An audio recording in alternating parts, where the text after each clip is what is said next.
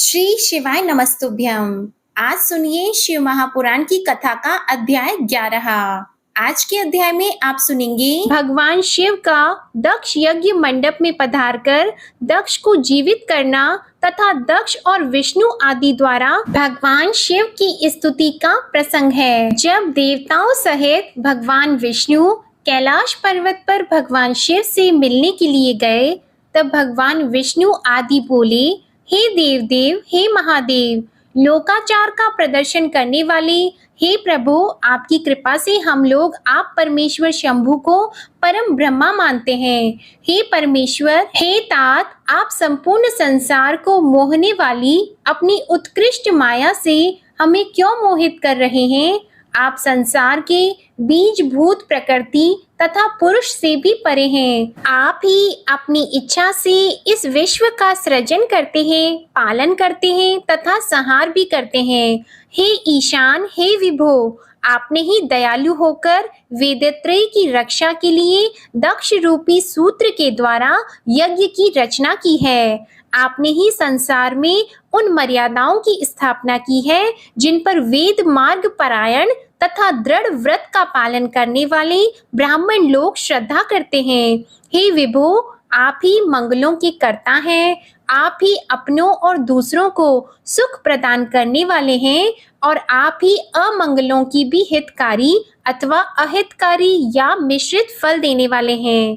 हे प्रभु, आप ही सदा सब कर्मों का फल प्रदान करने वाले हैं। जगत के समस्त प्राणी पशु कहे गए हैं, उनकी रक्षा के कारण ही आपका नाम पशुपति है, ऐसा वेदों में कहा गया है। आप ही प्रजापतियों के सृष्टा, धाता, प्रपितामह, त्रिगुण स्वरूप, निर्गुण एवं प्रकृति तथा पुरुष से परे हैं। नीलकंठ विधाता परमात्मा, विश्व के जगत के आनंद भूत आपको नमस्कार है। हे प्रभु, आप ही ओमकार, सभी के आदि प्रवर्तक, स्वाधाकार एवं हव्य कव्य के सदा भोक्ता हैं। हे धर्मपरायण, आपने इस यज्ञ का विध्वंस क्यों किया? हे महादेव, आप तो ब्राह्मणों के रक्षक हैं, तब हे प्रभु, आप इस यज्ञ के विनाशक कैसे बन गए?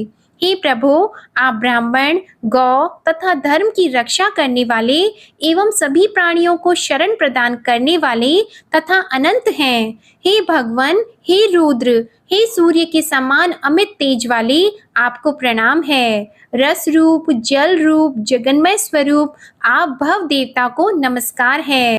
सोम स्वरूप से कर्म में प्रवृत्त करने वाले आप महादेव को नमस्कार है। आप उग्र सूर्य रूप कर्म योगी को नमस्कार है। हे रुद्र, कालों के भी काल एवं क्रोध स्वरूप आपके लिए नमस्कार है। शिव, भीम एवं कल्याण करने वाले आप शिव शंकर को नमस्कार है। हे प्रभु, आप उग्र हैं, सभी प्राणियों के नियंता हैं एवं हमारा कल्याण करने वाले हैं। आप सुख प्रदान करने वाले विश्व रूप ब्रह्मा, दुखों का नाश करने वाले अंबिकापति तथा उमापति हैं, आपको नमस्कार है। हे करुणा निधान, हे नाथ, आपने सदैव ही आपत्तियों में हम लोगों की रक्षा की है। हे शंभु, उसी प्रकार आज भी हम लोगों की रक्षा कीजिए। हे नाथ, हे दुर्गेश, हे कृपा करने वाले, आप प्रजापति दक्ष के अपूर्ण यज्ञ का उद्धार कीजिए। भृगु देवता पूर्ववत नेत्र प्राप्त कर ले, यजमान दक्ष जीवित हो जाए, पूषा अपने दांतों को पूर्ववत प्राप्त कर ले तथा महर्षि भृगु की दाढ़ी पूर्ववत हो जाए। हे शंकर, शस्त्रों से तथा पत्थरों से छिन्न भिन्न शरीर वाले तथा आपके द्वारा अनुग्रहित देवता आदि को आरोग्य प्राप्त हो जाए। हे नाथ, इस शेष यज्ञ कर्म में आपका ही पूर्ण भाग हो, आपके उसी भाग से ही यज्ञ की पूर्ति होगी, इसमें कोई संदेह नहीं। यह कहकर ब्रह्मा सहित विष्णुदेव हाथ जोड़कर क्षमा कराने के लिए उद्वित होकर दंड के समान पृथ्वी पर लेट गए। ब्रह्मा जी बोले, हे नारद, मुझ ब्रह्मा, लोकपाल, प्रजापति तथा मुनियों सहित विष्णु के अनुनय विनय करने पर परमेश्वर शिव प्रसन्न हो गए। विष्णु आदि देवताओं को आश्वासन देकर उन पर परम अनुग्रह करते हुए करुणा निधान परमेश्वर शिव जी हंसकर कहने लगे। श्री महादेव जी बोले, हे श्रेष्ठ देवताओं, आप दोनों सावधान होकर मेरी बात सुनो। मैं सच्ची बात कह रहा हूँ। हे तात, मैं आप दोनों का क्रोध सर्वदा सहता रहता हूँ।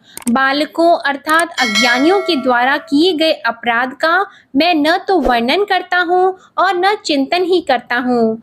इस पर मेरी माया से भ्रांत प्राणियों के शिक्षणार्थ ही मैं दंड धारण करता हूँ। दक्ष के यज्ञ का विध्वंस मैंने कभी नहीं किया है।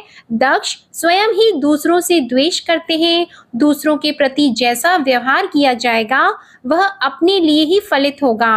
अतः दूसरों को कष्ट देने वाला कार्य कभी नहीं करना चाहिए। जो दूसरों से द्वेष करता है वह द्वेष अपने लिए ही होता है। दक्ष का मस्तक जल गया है, इसलिए इनके सर के स्थान में बकरे का सिर जोड़ दिया जाए। भृगु देवता मित्र की आंख से यज्ञ का भाग देखें। हे तात, पूषा नामक देवता जिनके दांत टूट गए हैं, यजमान के दांतों से भली भांति पिसे हुए अन्न का भक्षण करे, यह मैंने सच्ची बात बताई है। मेरा विरोध करने वाले भृगु की दाढ़ी के स्थान में बकरे की दाढ़ी लगा दी जाए। शेष सभी देवताओं के जिन्होंने मुझे यज्ञ का उच्छिष्ट भाग दिया, सारे अंग पहले की भांति ठीक हो जाएं। याज्ञिकों में से जिनकी भुजाएं टूट गई हैं, वे अश्विनी कुमारों की भुजाओं से, तथा जिनके हाथ नष्ट हो गए हैं, वे पूषा के हाथों से अपना काम चलाएं। यह मैंने आप लोगों के प्रेम वश कहा है। ब्रह्मा जी बोले, हे नारद, इस प्रकार कहकर वेद का अनुसरण करने वाले सुर सम्राट चराचरपति दयालु परमेश्वर महादेव जी चुप हो गए। भगवान शंकर का यह वचन सुनकर श्री विष्णु और ब्रह्मा सहित संपूर्ण देवता संतुष्ट हो गए। वे तत्काल साधुवाद देने लगे। तदंतर भगवान शंभु को आमंत्रित करके मुझ ब्रह्मा और देवर्षियों के साथ भगवान विष्णु अत्यंत हर्षित होकर पुनः दक्ष की यज्ञशाला की ओर चले। इस प्रकार उनकी प्रार्थना से भगवान शंभु विष्णु आदि देवताओं के साथ कनखल में स्थित प्रजापति दक्ष की यज्ञशाला में गए। उस समय रुद्र देव ने वहां यज्ञ का और विशेषतः देवताओं तथा ऋषियों का विध्वंस जो वीरभद्र के द्वारा किया गया था उसे देखा।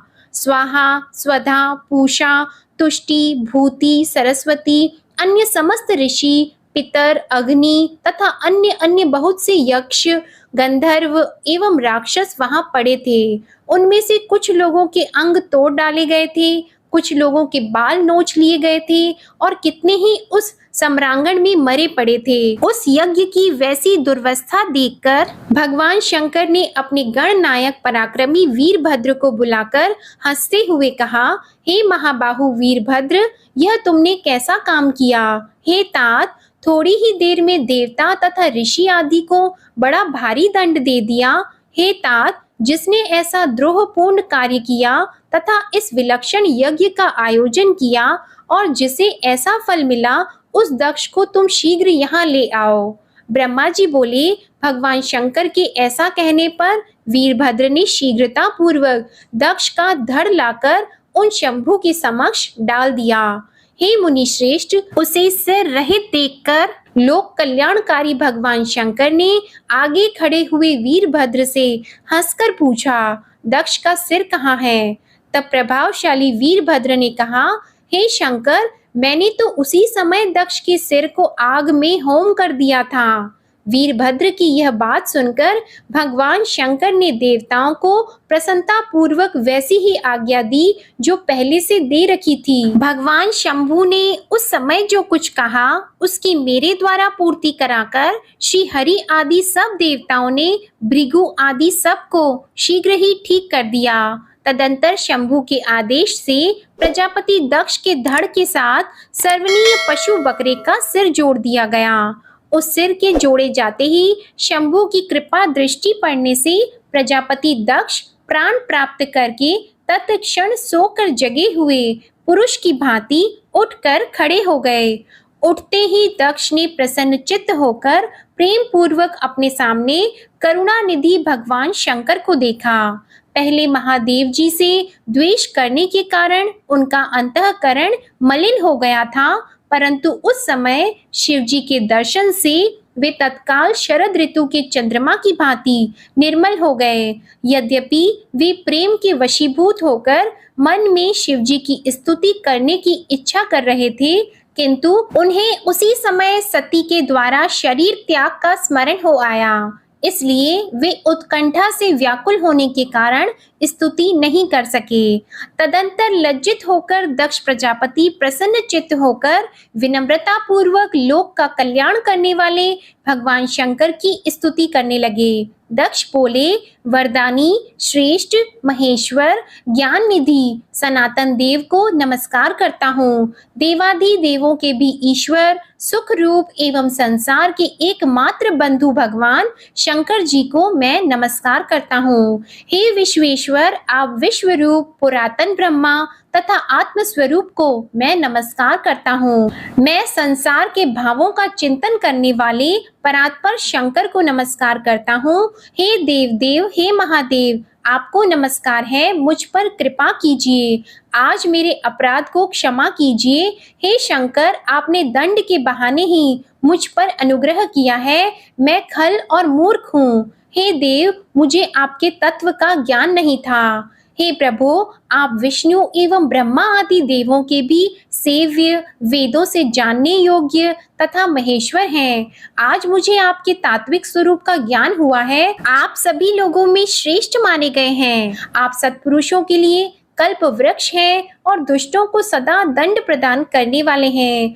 आप सर्वथा स्वतंत्र परमात्मा हैं एवं भक्तों को अभीष्ट वर प्रदान करने वाले हैं। आप परमेश्वर ने ही अपने मुख से विद्या, तप तथा व्रत धारण करने वाले इन ब्राह्मणों को तत्व का साक्षात्कार करने के लिए उत्पन्न किया है। समस्त गो रूप पशुओं की रक्षा जिस प्रकार गोपति द्वारा की जाती है, उसी प्रकार आप सभी विपत्तियों से रक्षा करते हैं।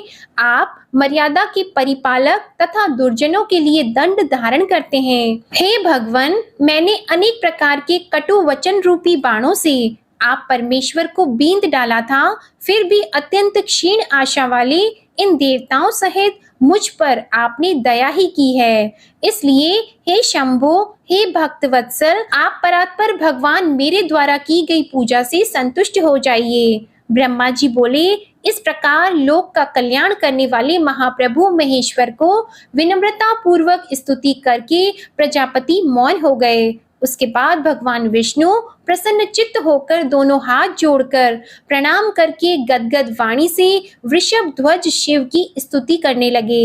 विष्णु जी बोले, हे महादेव, हे महेशान, लोक पर अनुग्रह करने वाले, हे दीन बंधु, आप पर ब्रह्मा परमात्मा हैं, आप सर्वव्यापी स्वतंत्र हैं। आपका यश वेदों से ही जाना जा सकता है।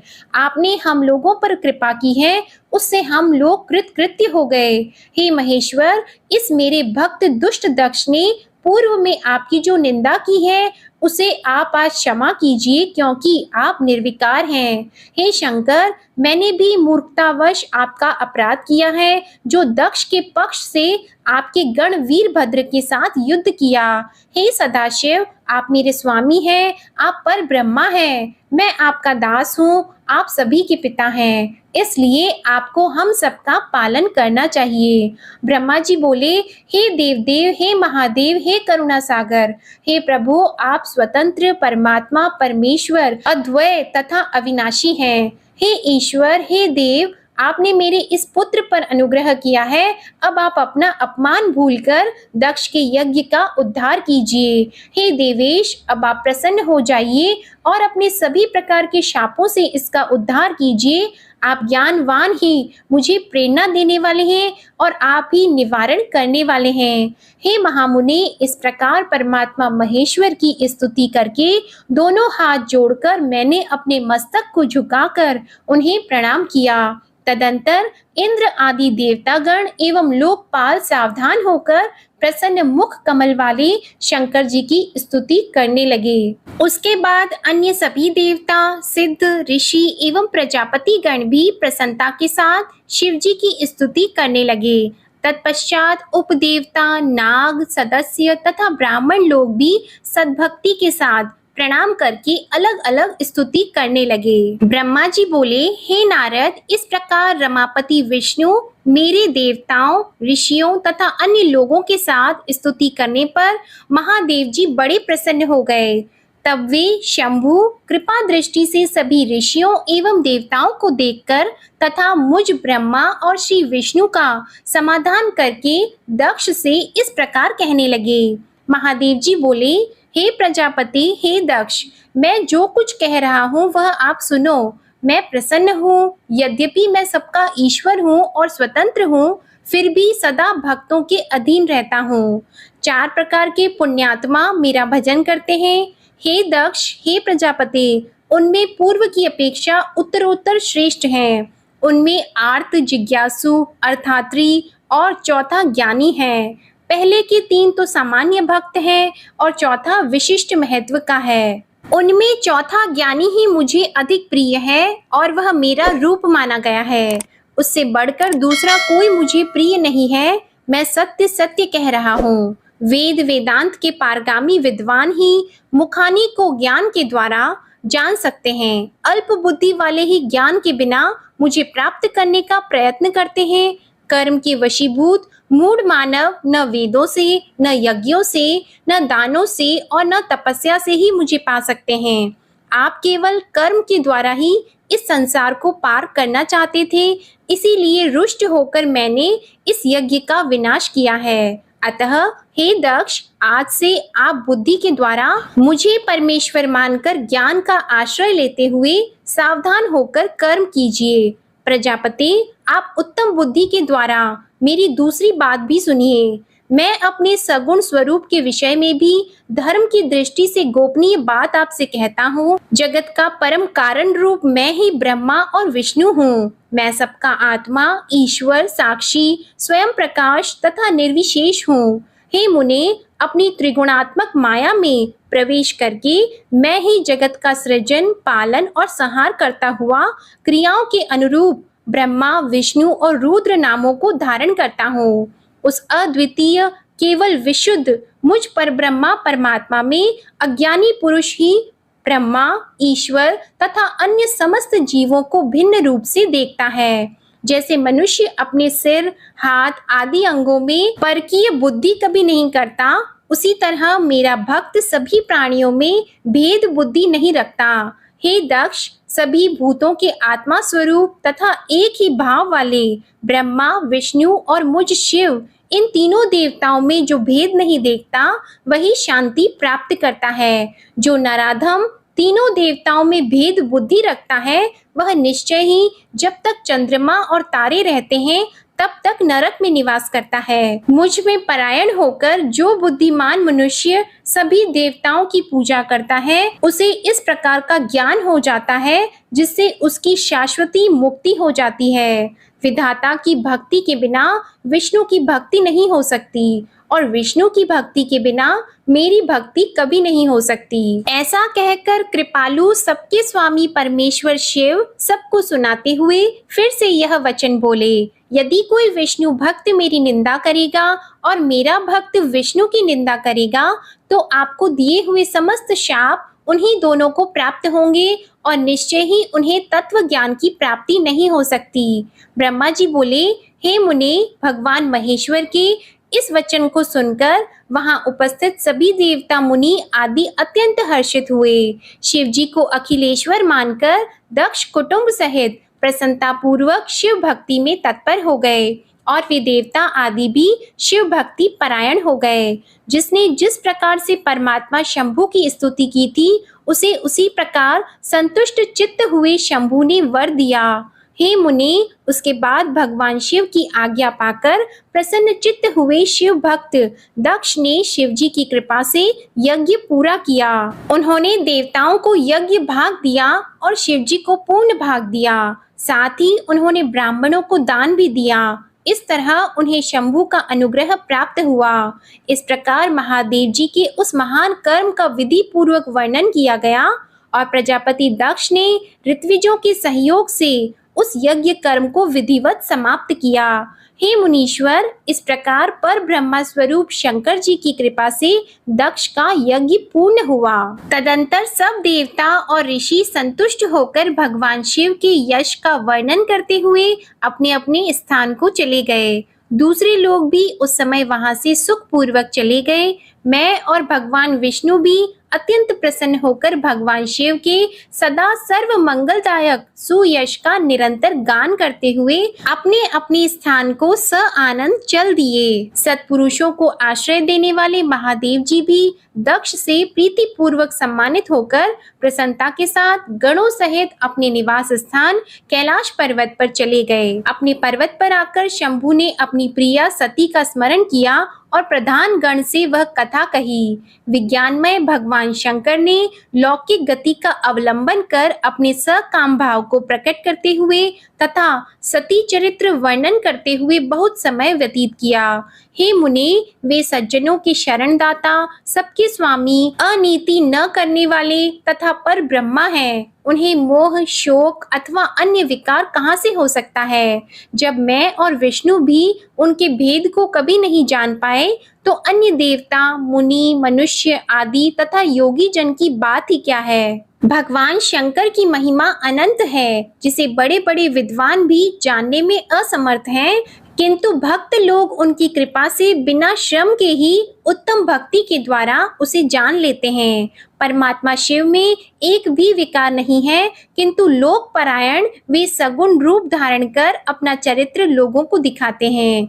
हे मुने, जिसे पढ़कर और सुनकर सभी लोगों में बुद्धिमान वह व्यक्ति इस लोक में उत्तम सुख एवं अंत में दिव्य सद्गति प्राप्त कर लेता है। इस प्रकार दक्ष कन्या सती यज्ञ में अपने शरीर को त्याग कर फिर हिमालय की पत्नी मैना के गर्भ से उत्पन्न हुई, यह बात प्रसिद्ध ही है। तत्पश्चात वहां तपस्या करके गौरी शिवा ने भगवान शिव का पति रूप में वरण किया। वे उनकी वाम अर्धांगिनी होकर अद्भुत लीलाएं करने लगी। हे नारद, इस प्रकार मैंने आपसे सती के परम अद्भुत चरित्र का वर्णन किया, जो भोग और मोक्ष को देने वाला, दिव्य तथा संपूर्ण कामनाओं को पूर्ण करने वाला है।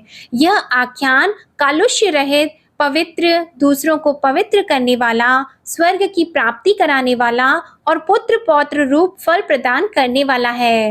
हे तात, जो भक्तिमान पुरुष भक्ति भाव से इसे सुनता है और अन्य मनुष्यों को सुनाता है, वह इस लोक में संपूर्ण कर्मों का फल पाकर परलोक में परम गति प्राप्त करता है। जो इस शुभ आख्यान को पढ़ता है अथवा पढ़ाता है या सुनता है, वह भी समस्त सुखों का उपभोग करके अंत में मोक्ष प्राप्त करता है। नारद जी ब्रह्मा जी से बोले, हे ब्रह्मा, अपने पिता के यज्ञ में शरीर का त्याग कर दक्ष कन्या सती देवी जगदम्बा किस प्रकार हिमालय की पुत्री बनी और किस तरह अत्यंत उग्र तपस्या करके उन्होंने शिवजी को पति रूप में प्राप्त किया, मैं यह आपसे पूछ रहा हूँ, आप विशेष रूप से बताइए।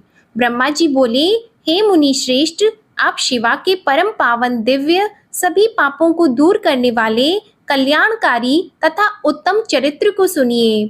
दक्ष कन्या सती देवी जब प्रसन्न चित्त होकर शिवजी के साथ हिमालय पर्वत पर लीला पूर्वक क्रीड़ा करती थी, उस समय मात्र प्रेम से भरी हुई हिमालय की प्रिया मैना संपूर्ण सिद्धियों से युक्त यह मेरी पुत्री है ऐसा समझकर उनकी सेवा में संलग्न रहती थी।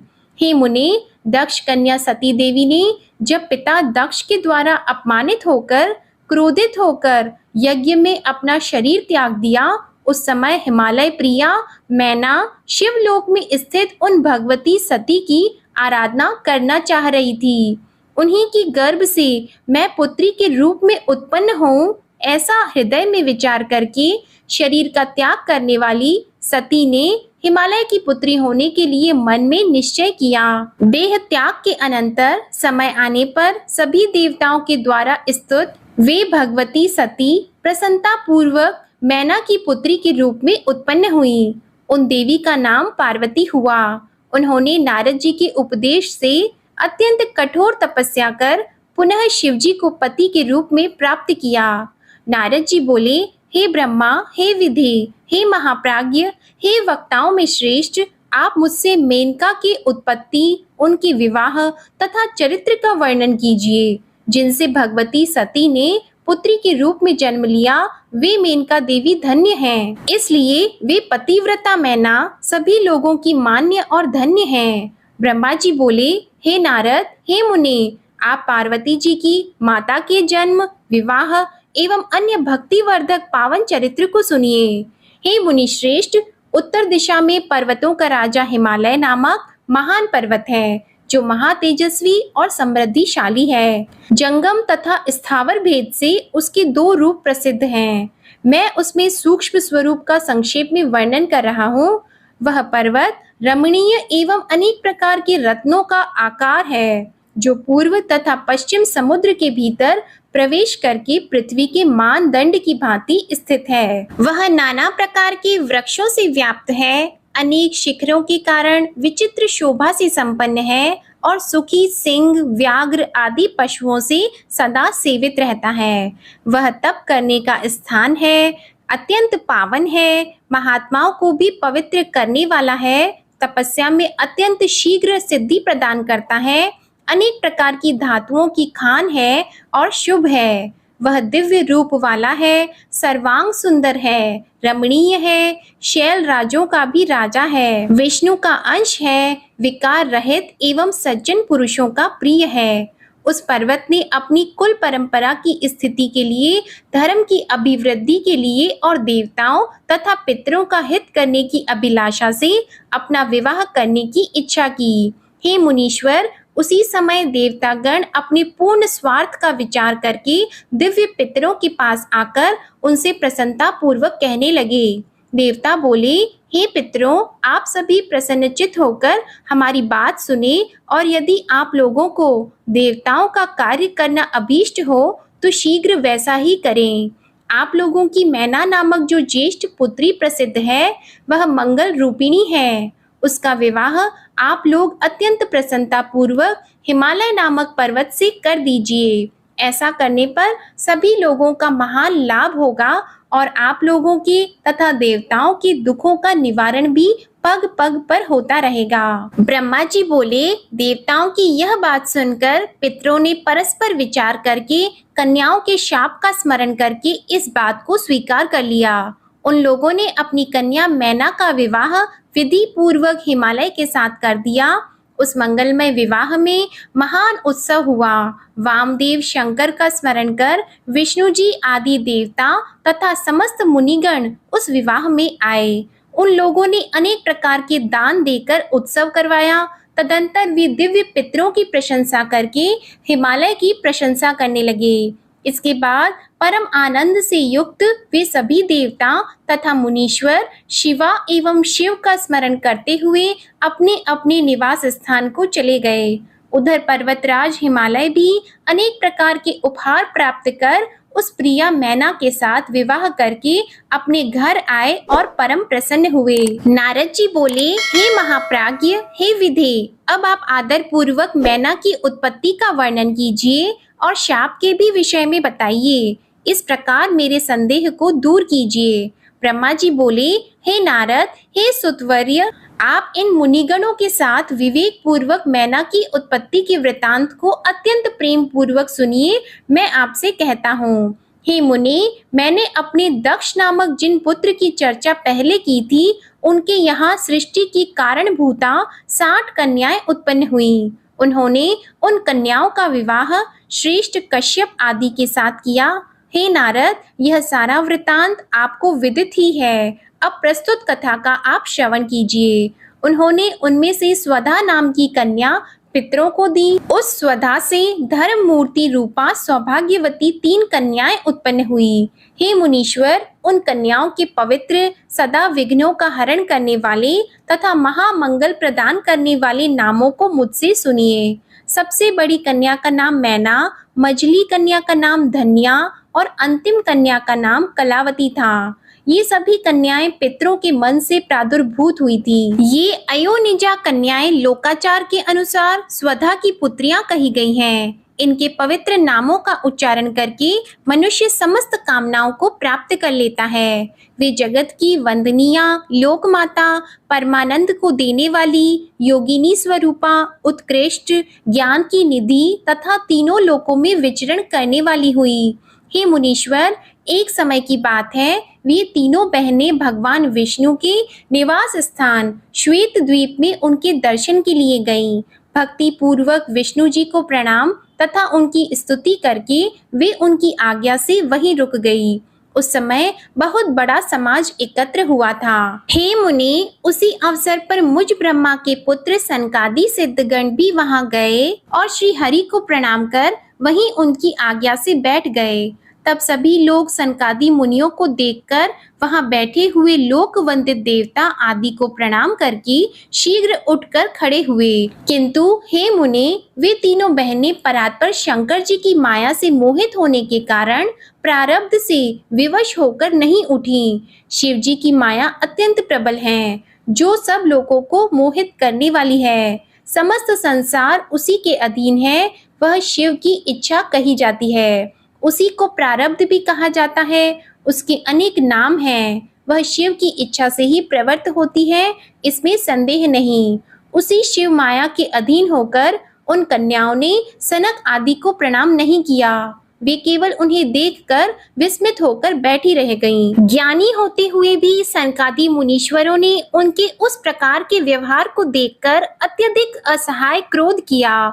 तब शिव जी की इच्छा से मोहित हुए योगीश्वर सनत कुमार क्रोधित होकर दंडित करने वाले शाप देते हुए उनसे कहने लगे। सनत कुमार बोले, तुम तीनों बहनें पितरों की कन्या हो, तथापि मूर्ख, सद्ज्ञान से रहित और वेद तत्व के ज्ञान से शून्य हो। अभिमान में भरी हुई तुम लोगों ने न तो हमारा अभ्युत्थान किया और न ही अभिवादन किया। तुम लोग नर भाव से मोहित हो गई हो। अतः इस स्वर्ग से दूर चली जाओ और अज्ञान से मोहित होने के कारण तुम तीनों ही मनुष्यों की स्त्रियां बनो। इस प्रकार तुम लोग अपने कर्म के प्रभाव से इस प्रकार का फल प्राप्त करो। ब्रह्मा जी बोले, यह सुनकर वे साध्वी कन्याएं आश्चर्यचकित हो गई और उनके चरणों में गिरकर विनम्रता से सिर झुकाकर कहने लगी। पितृ कन्याएं बोली, हे मुनिवर्य, हे दया सागर, अब हम लोगों पर प्रसन्न हो जाइए। हम लोगों ने मूढ़ होने के कारण आपको श्रद्धा से प्रणाम नहीं किया। हे विप्र, अतः हम लोगों ने उसका फल पाया। हे महामुने, इसमें आपका कोई दोष नहीं है। आप हम लोगों पर दया कीजिए, जिससे हम लोगों को पुनः स्वर्ग लोक की प्राप्ति हो। ब्रह्मा जी बोले, हे तात, तब उनकी यह बात सुनकर प्रसन्नचित्त वे मुनि शिव जी की माया से प्रेरित होकर शाप से उद्धार का उपाय कहने लगे। सनत कुमार बोले, हे पितरों की तीनों कन्याओं, तुम लोग प्रसन्नचित्त होकर मेरी बात सुनो। यह तुम्हारे शोक का नाश करने वाली और सदा ही तुम्हें सुख प्रदान करने वाली है। तुम में से जो ज्येष्ठ है वह विष्णु के अंशभूत हिमालय गिरी की पत्नी होगी और पार्वती उसकी पुत्री होंगी। योगिनी स्वरूपा धन्या नामक दूसरी कन्या राजा जनक की पत्नी होगी। उसकी कन्या महालक्ष्मी होंगी, जिनका नाम सीता होगा। सबसे छोटी कन्या कलावती वैश्य वृषभान की पत्नी होगी, जिसकी पुत्री के रूप में द्वापर के अंत में राधा जी प्रकट होंगी। योगिनी मेनका पार्वती के वरदान से अपने पति के साथ उसी शरीर के परम पद कैलाश को जाएगी तथा यह धन्या जनक वंश में उत्पन्न जीवन मुक्त तथा महायोगी सिरध्वज को पति रूप में प्राप्त कर सीता को जन्म देगी तथा वैकुंठ धाम को जाएंगी। वृषभान के साथ विवाह होने के कारण जीवन मुक्त कलावती भी अपनी कन्या के साथ गोलोक जाएगी, इसमें संशय नहीं है। इस संसार में बिना विपत्ति के किसको कहाँ महत्व प्राप्त होगा। उत्तम कर्म करने वालों के दुख दूर हो जाने पर उन्हें दुर्लभ सुख प्राप्त होता है। तुम लोग पितरों की कन्याएं हो और स्वर्ग में विलास करने वाली हो। अब विष्णु का दर्शन हो जाने से तुम लोगों के कर्म का क्षय हो गया है। यह कहकर क्रोध रहित हुए मुनीश्वर ने ज्ञान तथा मोक्ष प्रदान करने वाले शिव जी का स्मरण करके पुनः कहा, हे पितृ कन्याओं, तुम लोग प्रीति पूर्वक मेरी दूसरी बात भी सुनो। जो अत्यंत सुखदायक शिव जी में भक्ति रखने वाले तुम लोग सदा धन्य, मान्य और बार बार पूजनीय हो। मैना की कन्या जगदम्बिका पार्वती देवी परम कठोर तप कर शिव जी की पत्नी होंगी। धन्या की पुत्री कही गई सीता भगवान राम की पत्नी होंगी, जो लौकिक आचार का आश्रय लेकर उनके साथ विहार करेंगी। और साक्षात गोलोकवासिनी कलावती पुत्री राधा अपने गुप्त स्नेह से बंधी हुई श्री कृष्ण की पत्नी होंगी। ब्रह्मा जी बोले, इस प्रकार कहकर सबके द्वारा स्तुत वे भगवान सनत कुमार मुनि अपने भाइयों सहित वहीं अंतर ध्यान हो गए। हे तात, पितरों की मानसी कन्याएं वे तीनों बहनें पाप रहित होकर सुख पाकर तुरंत अपने धाम को चली गईं। नारद जी बोले, हे विधे, हे प्राज्ञ, हे महाबुद्धिमान, हे वक्ताओं में श्रेष्ठ, इसके बाद विष्णु के सद्गुरु शिव का क्या चरित्र हुआ उसको आप मुझसे कहिए। आपने मैना के पूर्व जन्म की शुभ एवं अद्भुत कथा कही है, उनके विवाह प्रसंग को भी मैंने भली भांति सुन लिया। अब उनके उत्तम चरित्र को कहिए। जगदम्बा पार्वती ने किस प्रकार जन्म लिया और कठोर तप कर किस प्रकार शिव जी को पति रूप में प्राप्त किया, यह सब बताइए। और हे ब्रह्मा, शंकर के यश का विस्तार से वर्णन कीजिए। ब्रह्मा जी बोले, हे मुने, आप शंकर के कल्याणकारी उत्तम यश को सुनिए, जिसे सुनकर ब्रह्मा हत्यारा भी शुद्ध हो जाता है और सभी मनोरथों को प्राप्त कर लेता है। हे नारद, जब मैना के साथ विवाह करके हिमवान घर गए, तब तीनों लोकों में बड़ा भारी उत्सव हुआ। हिमालय ने भी अत्यंत प्रसन्न होकर परमोत्सव मनाया और सद्बुद्धि से ब्राह्मणों, बंधुजनों एवं अन्य श्रेष्ठ लोगों का अर्चन किया।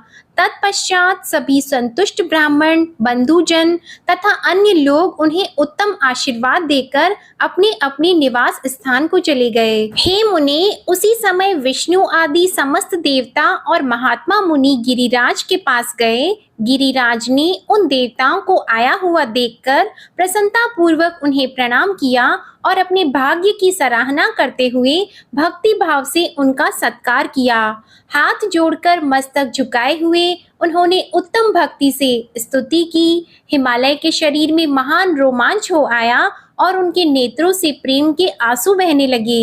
हे मुनि, तब हिमालय प्रसन्न मन से अत्यंत प्रेम पूर्वक प्रणाम करके और विनीत भाव से खड़े होकर विष्णु आदि देवताओं से कहने लगे।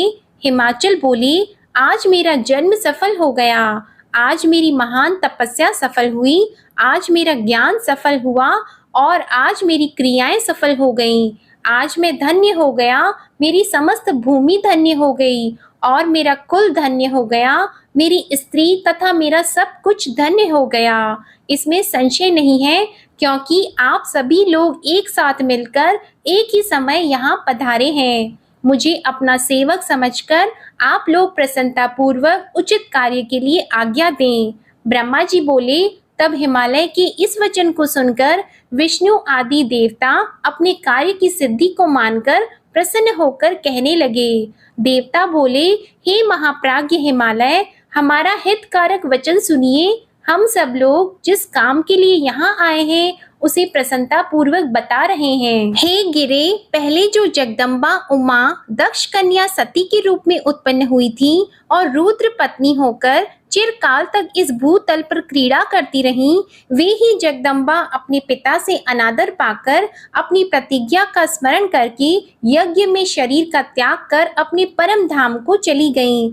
हे हिमगिरे, यह कथा लोक में विख्यात है और आपको भी विदित है। अब ऐसा होने पर आपके यहाँ उनके उत्पन्न होने पर सभी देवगणों का तथा आपका भी बहुत लाभ होगा और वे सभी देवतागण भी आपके वश में हो जाएंगे। ब्रह्मा जी बोले, उन विष्णु आदि देवताओं की यह बात सुनकर गिरिराज ने उनको आदर देने के लिए नहीं अपितु स्वयं प्रसन्नचित्त होकर तथास्तु ऐसा कहा। तत्पश्चात वे देवता उमा को प्रसन्न करने की उस विधि को हिमालय से आदर पूर्वक कहकर स्वयं शंकर प्रिया उमा की शरण में गए। वे देवता उत्तम स्थान पर स्थित होकर मन से जगदम्बा का स्मरण करने लगे और अनेक बार उन्हें प्रणाम कर श्रद्धा के साथ उनकी स्तुति करने लगे। देवता बोले, हे देवी, हे उमे, हे जगन्माता, शिवलोक में निवास करने वाली, हे सदाशिव प्रिय, हे दुर्गे, हे महेश्वरी, हम आपको प्रणाम करते हैं। हम लोग श्री शक्ति, पावन, शांत, पुष्टि रूपिणी, परम तथा महत और अव्यक्त रूपिणी आपको भक्ति पूर्वक प्रणाम करते हैं। कल्याण रूपिणी, कल्याण करने वाली, शुद्ध, स्थूल, सबका परम आश्रय और अंतर विद्या तथा सुविद्या से प्रसन्न होने वाली आपको हम नमस्कार करते हैं। आप ही श्रद्धा हैं, आप ही धृति हैं, आप ही श्री हैं और आप ही सर्वगोचरा हैं। सूर्य में रहने वाली प्रकाश रूपा आप ही हैं और आप अपने प्रपंच को प्रकाशित करने वाली हैं, जो ब्रह्मांड में तथा समस्त जीवों में रहने वाली हैं और जो ब्रह्मा से लेकर समस्त तृण पर्यंत संसार को तृप्त करती हैं, उन्हें हम प्रणाम करते हैं। आप ही गायत्री हैं, आप ही वेद माता सावित्री एवं सरस्वती हैं, आप ही समस्त जगत की वार्ता हैं, आप ही वेदत्रयी एवं धर्म स्वरूपा हैं, आप ही समस्त प्राणियों में निद्रा, क्षुधा, तृप्ति, तृष्णा, कांति, छवि तथा तुष्टि रूप से विराजमान हैं। आप सदा सबको आनंद देने वाली हैं। पुण्यकर्ताओं में आप लक्ष्मी रूपा हैं। पापियों को दंड देने के लिए आप ज्येष्ठा अलक्ष्मी हैं। आप संपूर्ण जगत की शांति, धात्री तथा प्राण पोषिणी माता हैं। आप पांचों भूतों के सार तत्व को प्रकट करने वाली तत्व स्वरूपा हैं। आप ही नीतिज्ञों की नीति तथा व्यवसाय रूपिणी हैं। आप ही सामदेव की गीति स्वरूपा, आप ही यजुर्वेद की ग्रंथि हैं। आप ही ऋग्वेद की ऋचा रूप स्तुति तथा अथर्ववेद की मात्रा है और आप ही मोक्ष स्वरूपा हैं, जो सभी देवगणों की शक्ति है, तमोमयी है, एकमात्र धारण पोषण गुणों से देखने में आती हैं, रजोगुण के प्रपंच से केवल सृष्टि रूपा है और जिन्हें हमने कल्याणकारिणी सुना है, उनकी हम स्तुति करते हैं। कराल संसार सागर के महान दुखों से पार कराने वाली पाल रहित नौका रूपिणी, अष्टांग योग के पालन रूपी क्रीड़ा में दक्ष और विंध्य पर्वत पर निवास करने वाली उन भगवती को हम प्रणाम करते हैं, जो प्राणियों के नासिका, नेत्र, मुख, भुजा, वक्षस्थल एवं मन में प्रतिष्ठित होकर सदा धैर्य पूर्वक सुख प्रदान करती है, जो संसार के कल्याण के लिए सुखकारी निद्रा रूप में प्रवृत्त होती हैं। वे संसार की स्थिति तथा पालन के लिए हमारे ऊपर प्रसन्न हो। ब्रह्मा जी बोले, इस प्रकार जगदम्बा महेश्वरी उमा सती की स्तुति करके अपने हृदय में विशुद्ध प्रेम लिए वे सब देवता उनके दर्शन की इच्छा से वहां खड़े रहे। ओम नमः शिवाय। आज की कथा समाप्त होती है। अगले अध्याय में आप सुनेंगे उमा देवी का दिव्य रूप में देवताओं को दर्शन देना और अवतार ग्रहण करने का वर्णन। आशा करती हूँ आपको आज की कथा पसंद आई होगी। अगर पसंद आए तो वीडियो को लाइक करें, शेयर करें और कमेंट में भगवान भोलेनाथ की जय लिखना मत भूलिएगा। हमारे चैनल आध्यात्मिक सागर को अगर अभी तक सब्सक्राइब नहीं किया है तो चैनल को सब्सक्राइब करके बेल आइकन भी दबाएं। इसी के साथ आज आप हमारे चैनल पर गुरुवार की व्रत कथा और सावन मास महात्म्य की कथा और गुरु प्रदोष की कथा भी जरूर सुनिएगा। ओम नमः शिवाय।